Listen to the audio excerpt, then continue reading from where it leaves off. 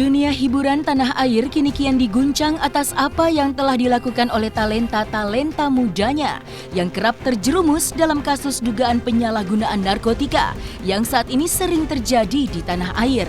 Dan kali ini, kasus penyalahgunaan narkotika pun kembali melibatkan publik figur, yakni Rizky Nazar yang ditangkap setelah menyalahgunakan narkotika jenis ganja. Lantas, bagaimanakah kelanjutan kasusnya? Seperti tak sadar-sadar akan adanya bahaya jika mengkonsumsi narkotika, kini aktor muda ternama Jeff Smith kembali tertangkap pada tanggal 8 Desember oleh pihak kepolisian karena telah terciduk dan diduga menggunakan narkotika jenis LSD.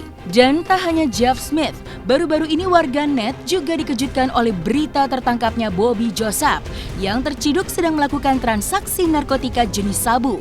Lantas bagaimanakah kelanjutan kasusnya? Banyaknya kasus penyalahgunaan narkotika yang melibatkan artis dengan sejuta talenta kini membuat Tata Lim yang merupakan manajer artis pun turut angkat bicara mengenai maraknya kasus penyalahgunaan narkotika yang membuat para aktris sering terjebak ke dalam dunia hitam tersebut. Lalu bagaimanakah tanggapan Tata Lim mengenai hal tersebut? Saksikan selengkapnya hanya di Cumi Camp In-Depth berikut ini. Hai Cumi Lovers, bersama Cumi Camp In-Depth kami sajikan kabar lengkap, mendalam dan akurat dari narasumber terpercaya. Dan jangan lupa untuk like, subscribe, dan juga share channel YouTube ini.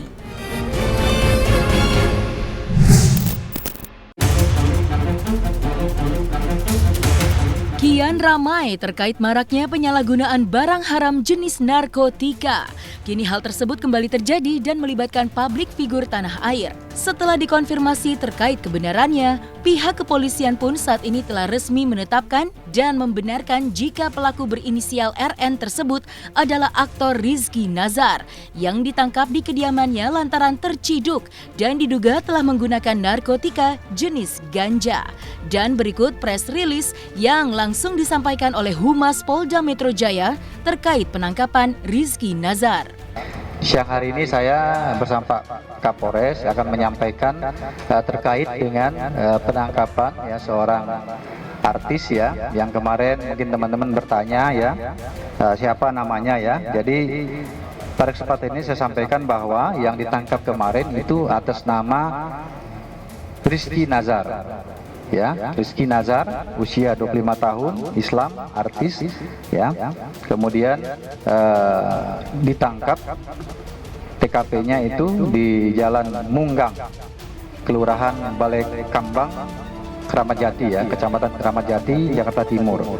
Yang bersangkutan pada saat ditangkap sedang menggunakan narkotika jenis ganja, ya. Kemudian barang bukti yang diamankan itu ganja dengan berat kurang lebih 1 gram. Ya, kemudian saat ini sedang dilakukan pemeriksaan, ya, belum bisa dihadirkan dulu ya karena masih dilakukan pemeriksaan terkait dengan dari mana yang bersangkutan mendapatkannya, ya, karena masih diburu oleh penyidik dari Polres Metro Jakarta Selatan. Kalau saya lihat sih, ya walaupun saya nggak begitu sering berinteraksi atau ketemu ya orangnya baik kayaknya Mbak. Cuman memang mungkin karena dia kesibukan dalam keartisannya, jadi mungkin dia kurang bersosialisasi di lingkungan gitu aja. Orangnya baik, keluarganya pun baik. Ya sangat disayangkan ya karena dia masih muda, terus ya mungkin masih artis yang lagi naik-naik daun, tapi ternyata ya mungkin dia pakai ya karena pengaruh lingkungan juga mungkin ya karena pakai narkoba itu, karena memang narkoba itu kan memang dilarang ya sama pemerintah, dan memang yang punya wewenang dan kuasa itu ya memang pihak kepolisian untuk menangkap orang-orang yang menggunakan atau memakai narkoba.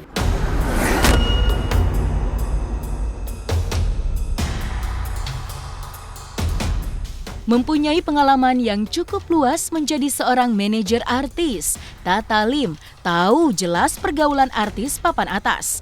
Tata Lim pun memberikan tanggapannya terkait tertangkapnya Rizky Nazar akibat penyalahgunaan narkotika oleh pihak kepolisian. Selain itu, Tata Lim juga turut memprediksi mengenai sebab akibat maraknya artis muda yang saat ini kerap terlibat dalam penyalahgunaan barang haram jenis narkotika. Kalau dibilang saya kenal secara personal ada ya, tapi kalau yang baru-baru ini sih saya tahunya mereka bintang besar aja, itu aja. Pernah ketemu satu lokasi sama artis saya, di dulu masih baru-baru, mesti polos, mesti bagus ya, maksudnya oh ini bintang bagus nih wajahnya gitu loh. Pernah syuting sama salah satu artisku juga untuk stripping gitu loh. Nah itu makanya sayang banget kalau sampai dia harus terjebak dengan hal seperti ini dan menghancurkan karirnya. Dan ini jangan dicontoh ya untuk para talent-talent yang baru ke depannya gitu loh. Kalian harus tetap bersyukur menerima apapun, capeknya kerjaan. Kalau kalian capek nggak usah ambil kerjaannya, istirahat saja. Nggak perlu memakai sesuatu kayak gini hanya untuk menjadikan doping, untuk menghilangkan stres. Kalau stres liburan, banyak kok mau ke Ancol juga bisa liburan ya kan. Aku artis yang kenal yang terjerat itu pernah yang satu lokasi sama artisku tuh yang inisial R itu lah. RR ya. RN ya itu. Pernah satu lokasi sama artisku. Nggak nyangka.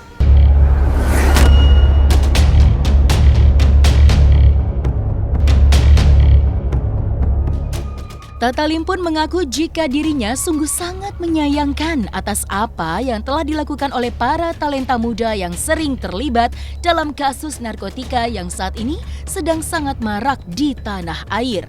Karena terbiasa hidup di lingkungan selebriti, Tata Lim mengaku tidak kaget jika banyak artis-artis muda yang pada akhirnya terjebak penyalahgunaan narkotika, serta tentu saja sangat menyayangkan karena akan mengganggu karir dan masa depan artis yang menyalahgunakan narkoba. Ini sebenarnya presiden buruk ya dunia entertainment, apalagi dunia entertainment untuk anak-anak muda ya. Bintang-bintang berprestasi terjerat dalam kasus narkoba. Nah, ini bahayanya entertainment. Entah apa yang di pikiran mereka, apakah mereka tuh lagi stres. Padahal kalau dibilang mereka stres, mereka diberikan pekerjaan yang bagus, uang yang banyak gitu loh, karir yang cemerlang, wajah yang cakep ya kan. Semua saya pikir karena mereka tidak bersyukur aja dengan apa yang diberikan Tuhan ke mereka gitu loh. Jadi mereka kalau alasannya nanti pakai narkoba kena stres lah, pandemi lah, atau nggak ada job ya, satu dunia juga sepi sekarang, nggak ada kerjaan ya kan. Tapi ya saya pikir sebaiknya memang kita harus lebih keras dan lebih tegas lagi dalam campaign untuk anti narkoba ini gitu loh. Artis-artis seperti ini yang saya dari dulu, kalau artis saya ketahuan narkoba, saya pasti tidak akan pernah mau bertanggung jawab atau mau pegang. Karena itu prinsip ya kalau dalam manajemen gitu loh. Tapi kita juga tidak bisa 1 kali 24 jam mengawasin anak-anak talent ya kan. Karena kita kan ada jamnya, kita yang juga mikirin diri kita atau istirahat kan. Kita kan bukan babysitter mereka ya kan, harus mengawasin mereka harus kemana. Cuman makanya saya lebih tegas terhadap anak-anak baru gitu loh. Kalau kalian melakukan pakai narkoba, saya tidak akan pernah mau bertanggung jawab untuk membela kalian gitu loh. Dan ini kalau artis-artis saat ini yang saya lihat keciduk tuh nggak sekali, bisa 2 kali, sangat menyayangkan.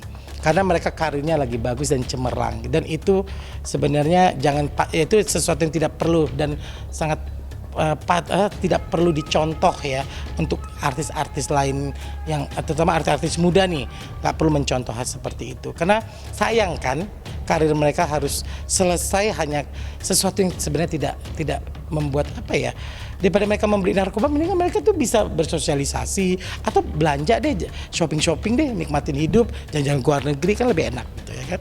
Kaget sih enggak ya, tapi saya sangat menyayangkan untuk talent yang sangat bagus. Mereka tuh talent yang berkualitas, yang ketangkap ini kan berkualitas gitu loh.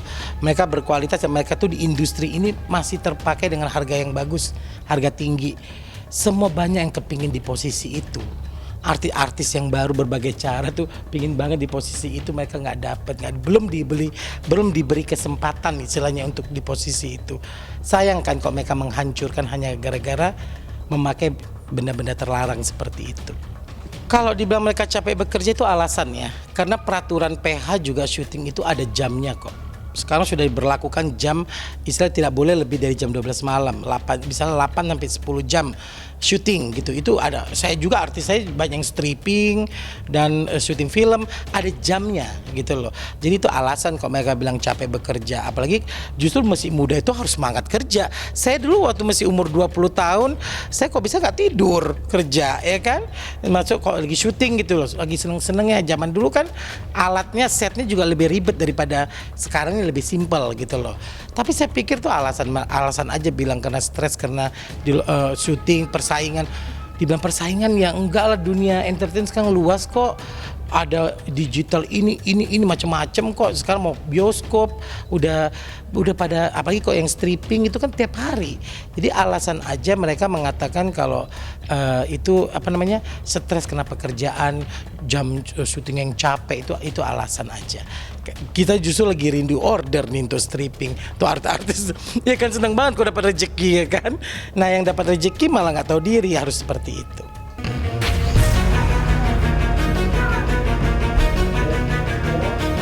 Tak hanya Rizky Nazar yang turut terlibat dalam penyalahgunaan narkotika.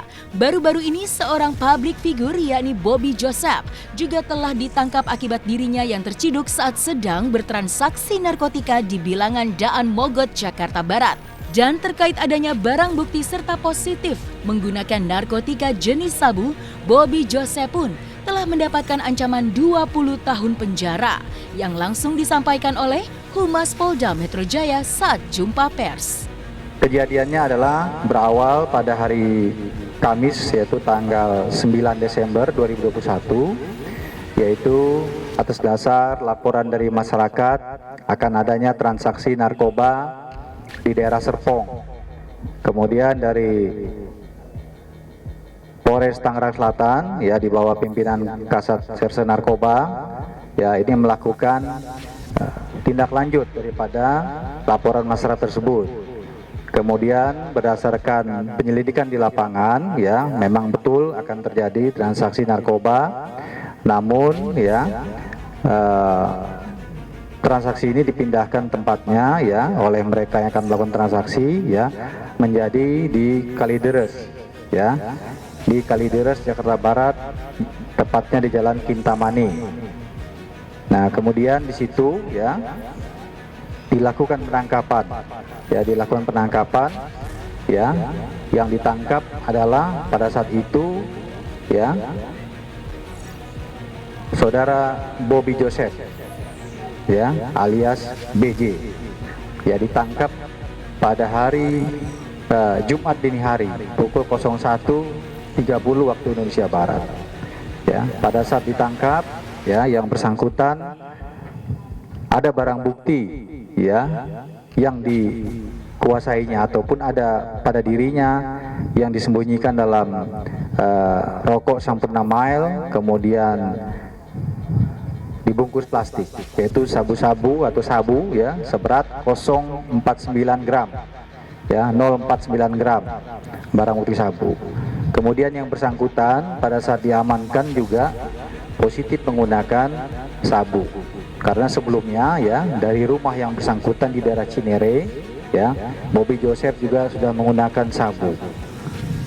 Adapun pihak lain ya yang menyuplai sabu kepada yang bersangkutan, yaitu kita sudah mengetahui inisialnya J, saat ini masih dalam proses pengejaran.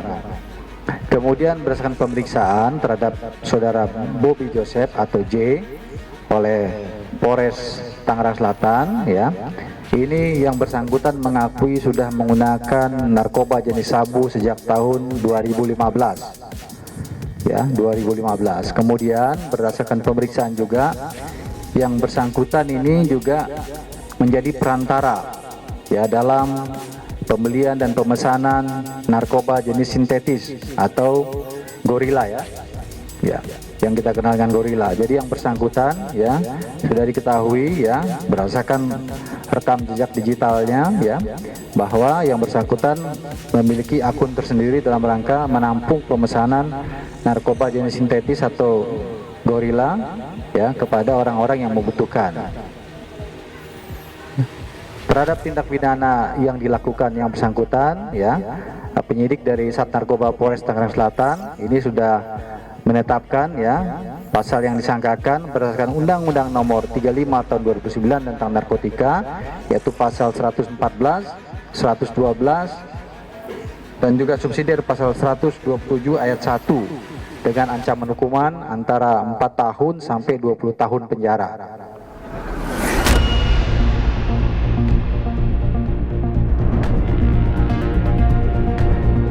Setelah untuk kedua kalinya tertangkap basah lantaran kembali menyalahgunakan narkotika jenis LSD, saat ini nasib Jeff Smith pun kini nampaknya sudah menemukan titik penyelesaian yang mana dirinya dikabarkan telah dibawa ke rumah sakit ketergantungan obat guna menjalani masa rehabilitasi usai memakai narkotika jenis LSD. Dan mengenai detail status Jeff Smith, saat ini akan melakukan rehabilitasi. Kuasa hukum dari Jeff pun juga mengungkapkan jika proses hukum kliennya hingga saat ini masih tetap berjalan walau sudah diberikan izin untuk rehabilitasi. Ya, alhamdulillah kita juga terkait Jeff sudah mengajukan permohonan untuk asesmen TAT, tempat asesmen terpadu, karena memang barang buktinya itu kan artinya bisa diakomodir bahwa dia bisa direhabilitasi. Dan alhamdulillah juga sudah disetujui, Jeff juga sudah berangkat ke RSKO, minta doanya aja teman-teman juga karena memang kan kehilafan juga lah. Jeff juga pesan ke saya bahwa beliau minta maaf ke seluruh fans-fans dia, teman-teman dia, kerabat-kerabat dia dan lain sebagainya. Melalui saya dia bilang seperti itu. Kondisinya sekarang sih alhamdulillah baik-baik aja karena memang kan tidak ditempatkan di jeruji besi karena beliau kan hanya penyalahguna dan memang cocoknya sih di rehabilitasi sih. Rekomendasinya belum keluar, sekitar 3-6 bulan, tapi nanti kita lihat lagi karena memang masih belum selesai gitu. Gimana Bang? Proses hukum tetap berjalan, kita harus melalui proses persidangan dan lain sebagainya, cuman dalam arti saya juga sedikit lega karena memang permohonan asesmen juga dikabulkan untuk menjalani rehabilitasi. Oh iya pasti, dari ibunya kan meminta tolong bagaimana caranya bisa direhabilitasi karena memang secara aturan undang-undang pun itu diperbolehkan. Kalau kemarin putusannya sih bukan putusan rehabilitasi ya, 3 bulan yang lalu itu putusannya putusan pidana, cuman memang keluarga itu mencoba untuk mengajukan rehabilitasi secara mandiri. Gitu. Kalau kemarin kan juga kasusnya kan marijuana, bukan LSD. Nah, selesai sudah Cumi Lovers. Bersama Cumi Camp In-Depth, kabar lengkap, mendalam, dan akurat dari narasumber terpercaya. Dan jangan lupa untuk like, subscribe, dan juga share channel YouTube Cumi Cumi.